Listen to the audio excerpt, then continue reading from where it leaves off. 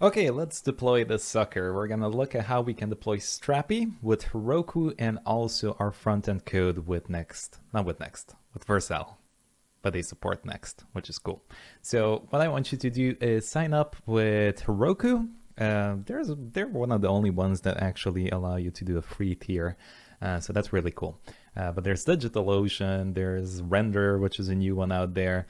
But the guide on setting it up with Heroku is quite simple. So we're going to go through that. So this is a really, really cool guide here. If you go over to Doc Strapi, I think all you need to do is search up Heroku Strapi deployment and you are going to get to this page.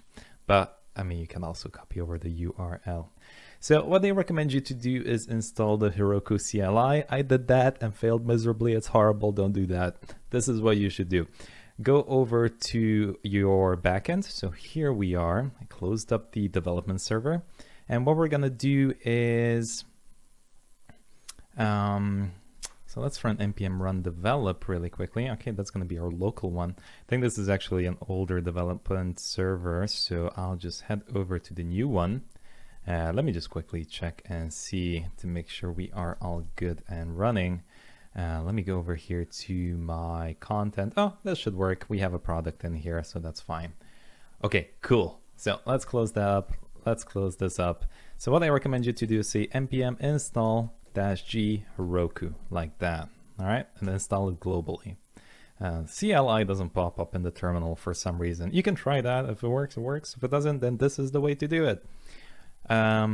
Cool. So after you do that, you should be able to run Heroku like this. And if you get back a bunch of commands here, then it means that it's successfully installed. Cool. So that's step one, get Heroku installed. The second one is to write Heroku login here in your terminal. And this will pop up basically, ask you to press any key. I'm going to do Q.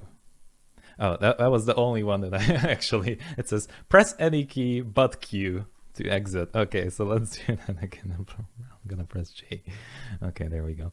All right, so this is gonna open up the page here in the browser. So just log in, make sure you have an account on Heroku. Once that's logged in, it should say, yay, you are done. Cool, so we are logged in. So that means that we can create our project. Now here in the docs, it says, create a new project, run this command. Well, we already have one, so that's all fine and dandy. Now, when we ran Strapi, the installation, we did a quick start, which means it automatically assigned a database to us. And by default, it does SQLite, which you don't believe you can do that in Heroku. You can, but it's a bit more complicated to set up. So what we need to do is essentially do Postgres, because Heroku offers a free Postgres database for us. So let's just leave that for now. Ignore that.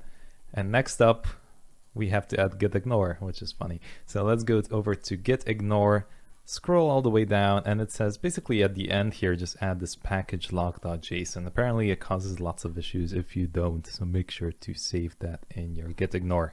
Cool. And next up, it basically says, oh, just create a git file. So git init. All right, initialize the repository, git add dot, which adds all the files, and then do a git commit. And we're going to write the message saying deploy. Cool. So after you do that, we basically want to create a new Heroku project. Now, you can do that through the browser here, but we're cool. So we're going to do it through the terminal. So Heroku create.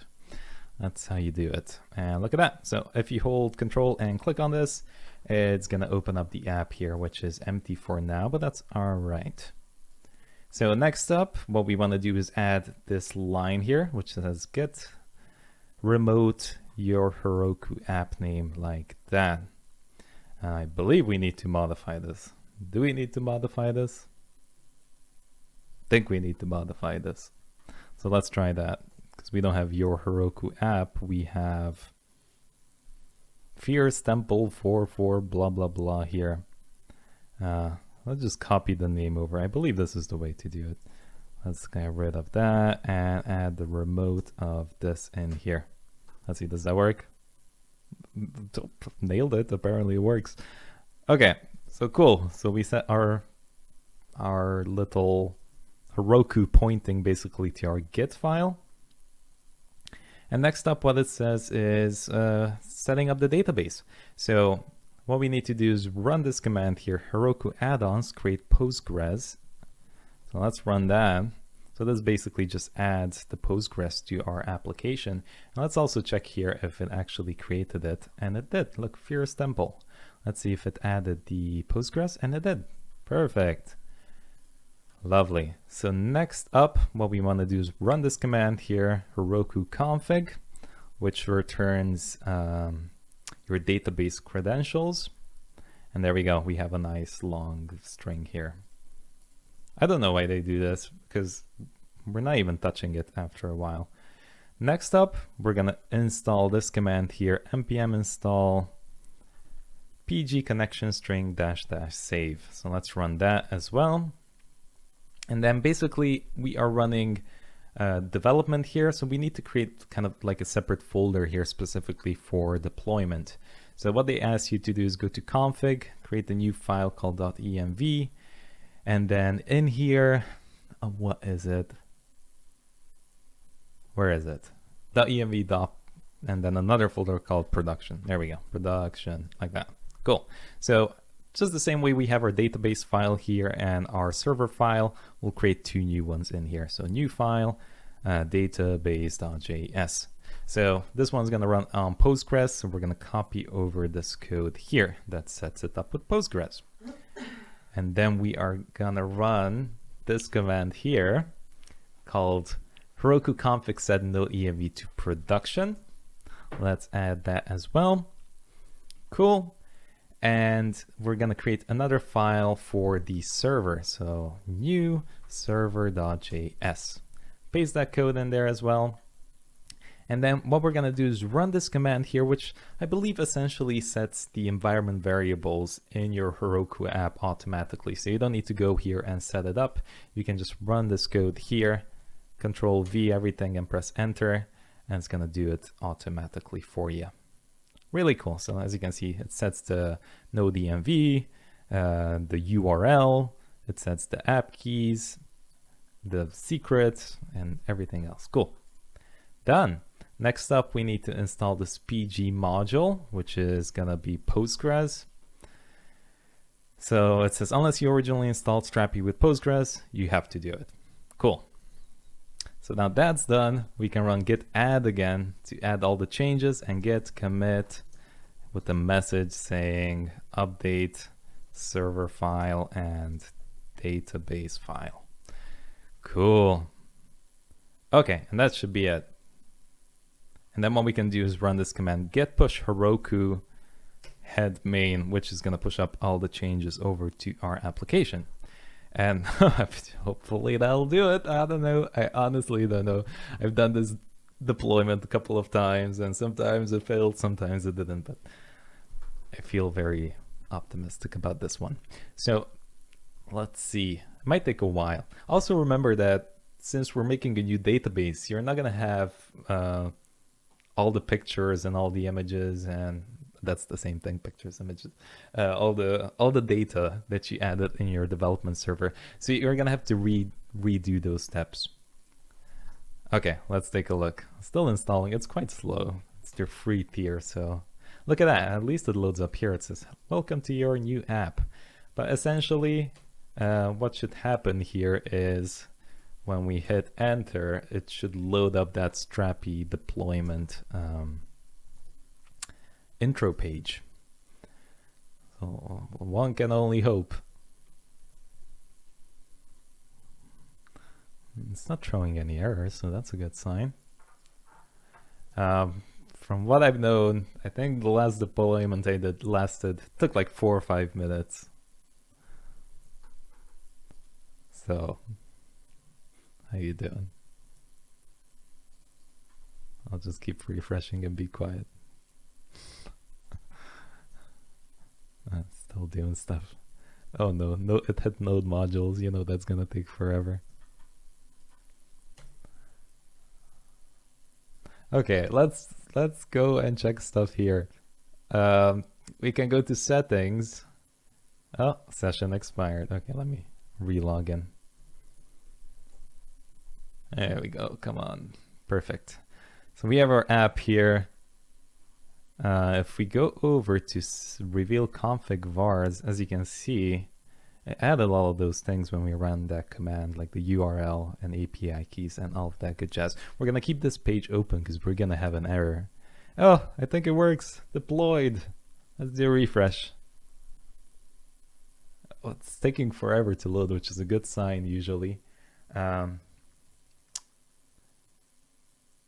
Because it's Heroku free tier, and that takes 10 minutes to actually open up your application.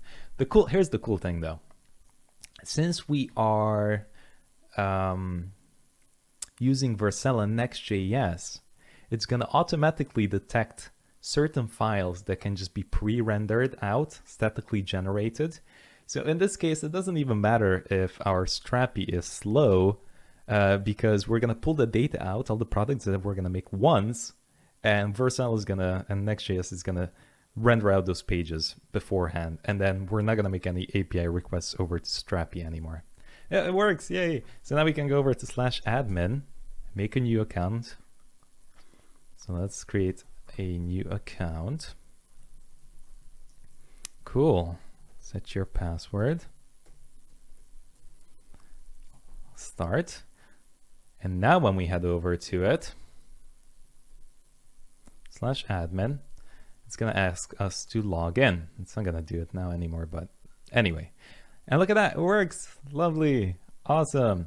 So again, since this is a new database, see, everything's empty here, so we need to add stuff back again. So let's say cool t-shirt product. All right, let's add a little description here for the product. Let's add a price. Let's regenerate the slug, and let's also add a new image. Let's go browse, and we are gonna encounter a little error. I'll just do a random one here. I'll do one of the thumbnails. Upload. Boom, error. Code 500, what's going on? Well, since we pushed this to production, we need to add our Cloudinary account. Because here we are not specifying, like we specified it here in the environment variable, but we never did on Heroku. So what we need to do is head over here, go to your env file, and copy these things over. So Cloudinary name, it's going to be Goosenary. Then we're going to do the key. There we go. And we are going to do the secret. And paste that and add. Okay, that should be it. Was there a save button? Don't know. Let's try again. I saved those nice images somewhere, and I just cannot find it now. Might be in download somewhere. Okay, don't know where it is. Let's just try this one. Upload. Hopefully it works. Looks like it works. Let's hit save. Let's go over to Cloudinary. That's the alternative. Let's go here and see if the image got uploaded. Login.